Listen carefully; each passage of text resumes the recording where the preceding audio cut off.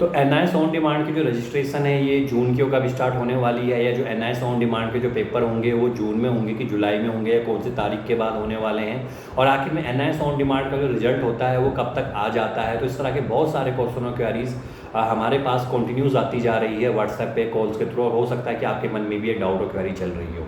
तो सबसे पहले हम बात कर लेते हैं NIS ऑन डिमांड के जो पेपर है वो कब होने वाले हैं, या इसकी जो जून में जो रजिस्ट्रेशन है वो होगी कि नहीं होगी, पहले उसके बारे में डिस्कस करते हैं। देखिए, जो हम NIS ऑन डिमांड के हम जून की बात करें, रजिस्ट्रेशन की अगर हम बात करेंगे यहाँ पर, तो ये रजिस्ट्रेशन थोड़ा सा एक केस फंसा हुआ है आपके रिजल्ट के लिए।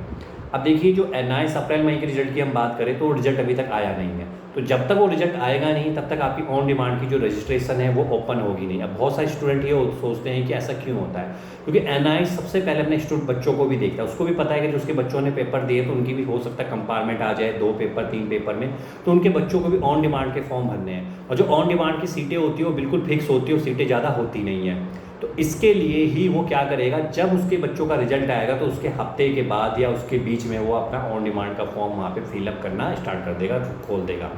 तो अब आप ये मान सकते हैं कि जो आपका NIS ऑन डिमांड का जो कंप्लीट जो फॉर्म है वो जून में तो आने के चांसेस थोड़े भी कम बने हुए रजिस्ट्रेशन पर, हो सकता है कि जून में रजिस्ट्रेशन भी आपकी स्टार्ट हो जाए, क्योंकि जून में 20-21 तक उनका रिजल्ट आने वाला है, और जैसे रिजल्ट आएगा उसके 2 या 3 दिन के बाद आपकी रजिस्ट्रेशन स्टार्ट हो जाएगी। अब बात करते हैं पेपर कब होंगे, क्या जून में होंगे या जुलाई में होंगे। देखिए, जून के लास्ट तक पेपर होने के चांसेस कम है, फिर तो पेपर आपके जुलाई में ही चले जाएंगे।